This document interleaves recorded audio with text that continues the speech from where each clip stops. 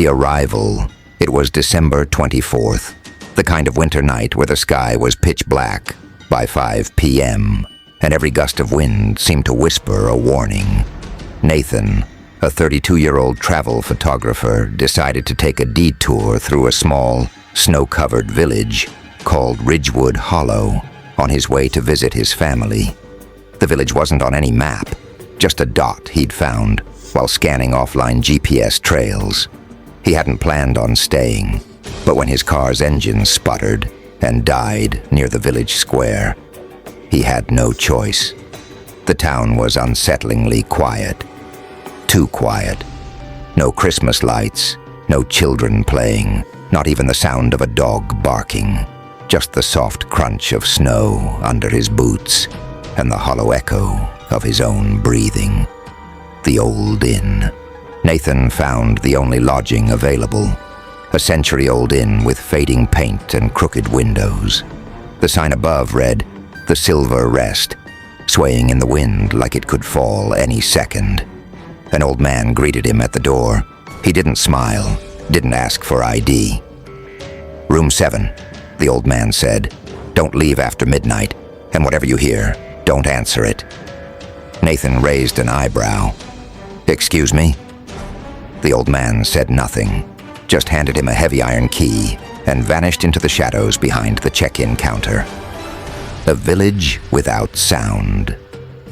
The silence was unnatural. Nathan walked around the village before the snow got heavy. All the homes had shut curtains, doors bolted, no smoke from chimneys, no tracks in the snow, even though it had only just started falling. He knocked on a few doors. Nothing. Not a creak.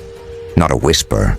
The place felt abandoned, but someone, or something, was watching him. Midnight whispers. Back at the inn, Nathan couldn't sleep.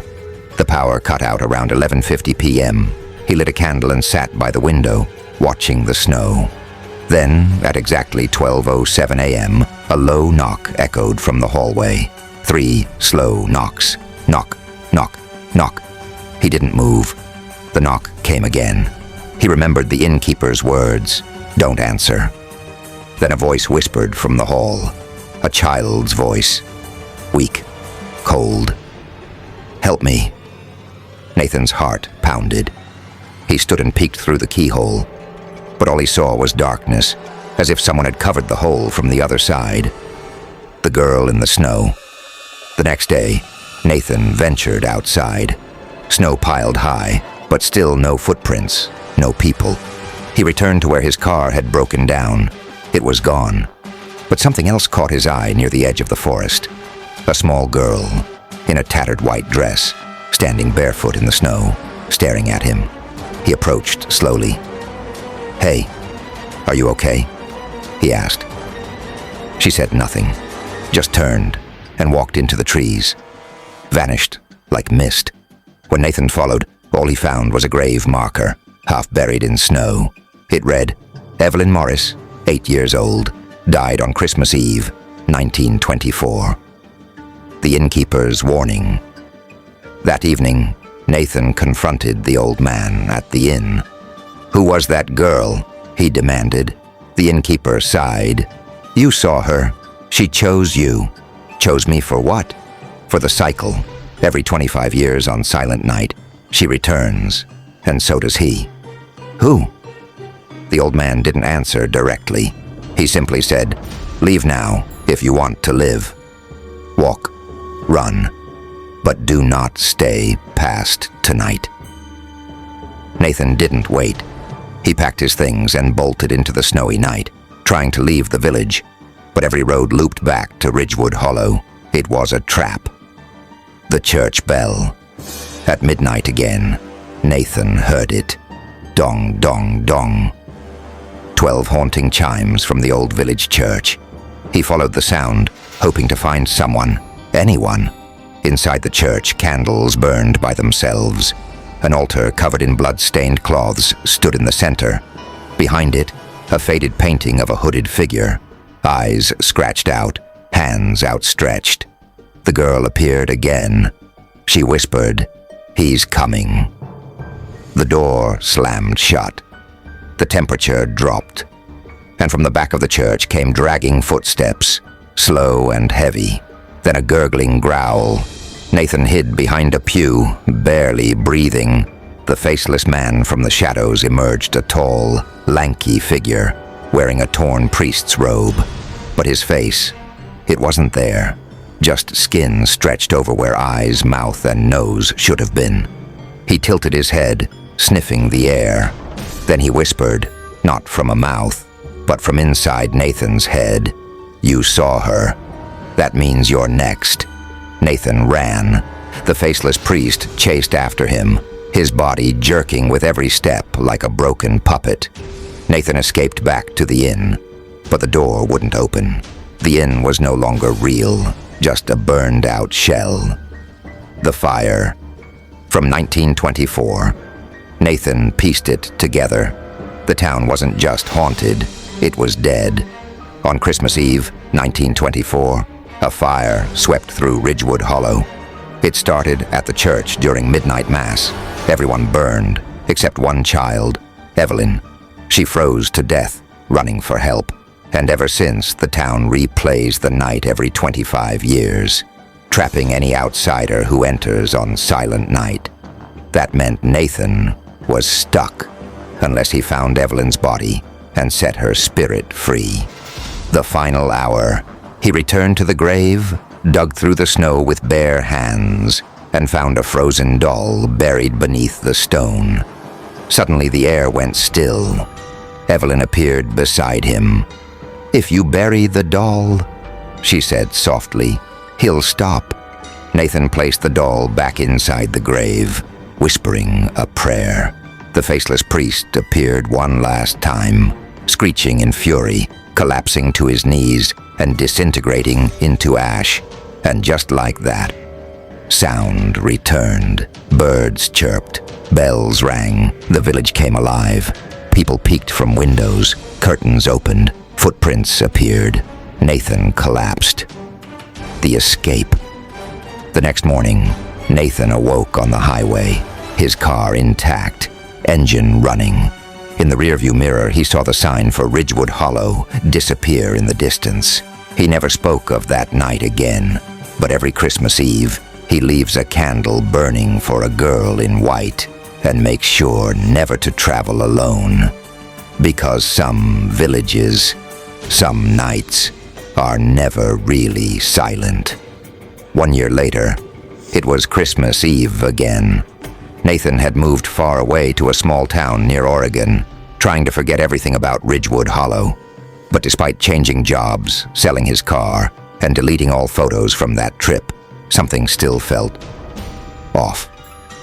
Every night, at exactly 12:07 a.m., he would wake up suddenly, drenched in sweat, with the sound of 3 soft knocks still echoing in his ears.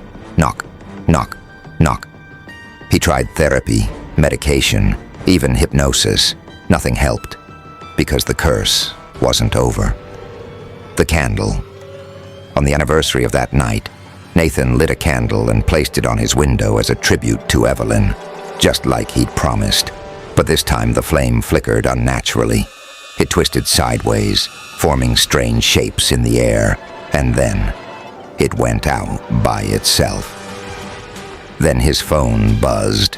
A single notification. "You forgot something. Come back." No number, no sender, just dread. The mirror message. Nathan went to the bathroom to wash his face, trying to convince himself it was just a prank. When he looked up into the mirror, his reflection wasn't moving. It stared at him, frozen, while he blinked. Then the reflection slowly lifted its hand and traced 3 words into the foggy glass. "You left her." He backed away. The reflection smiled. Nathan screamed. The dream that wasn't that night. He had a dream, or so he thought. He was back in Ridgewood Hollow, only this time, everything was burning.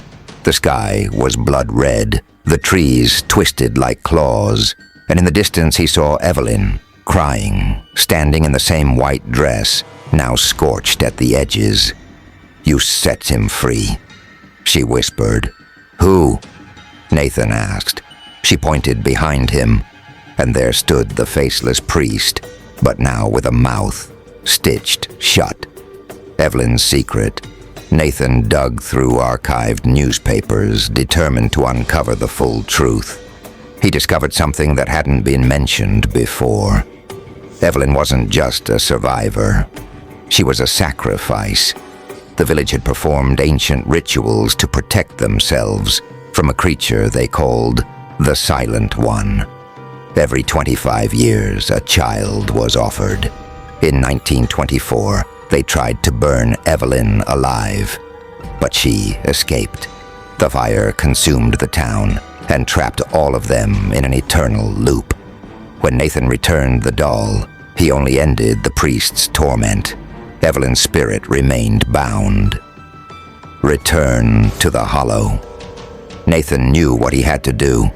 He packed a flashlight, an old photo of Evelyn from the archives, and a shovel. He drove all night, through snow and fog, until, without GPS, he found Ridgewood Hollow again. But this time, there was no inn, no houses, only ruins, and one standing structure: the church. The final grave.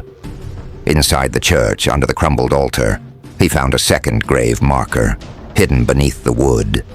Here lies Evelyn, bound to the silence. He knelt and placed the photo over the grave. Then, using the same iron key from the inn, which he'd strangely kept all year, he dug. At the bottom, he found something strange. A blackened chain wrapped around a small skeleton. Evelyn had never been buried freely. She'd been bound. Nathan broke the chain. A sudden howl of wind rushed through the church, bursting every window at once. Nathan was thrown back against the wall. The ground cracked open, and for the first time since 1924, the village screamed, a cry of agony, of freedom, and then silence again. But real silence, not cursed, not dead, just peace. Evelyn appeared beside him, no longer crying. Her dress was clean, her eyes calm. "You set me free," she whispered, "but now he needs someone else." Nathan blinked. "Who?" She smiled sadly. "You. The choice." Nathan had one chance to escape. He ran from the church as it began to crumble. The entire forest surrounding Ridgewood Hollow seemed to rot and collapse. He made it back to his car. The keys were inside. The engine started. But on the rearview mirror, dangling like a charm, was the doll he had buried last year, and written on the mirror in ash, "The silent night never ends." The final revelation: Nathan was never seen again. Some say he died in a crash. Others claim he moved off-grid, into the mountains. But a new legend started. Every year, on Silent Night, someone disappears. They always report the same signs before vanishing. A candle goes out by itself. A knock at the door at 12:07 a.m. A child's voice whispering, "Help me." And a small antique doll left behind. Because the curse wasn't just tied to Ridgewood Hollow. It was tied to anyone who hears the story. The listener. You're still here. Still reading. Still listening.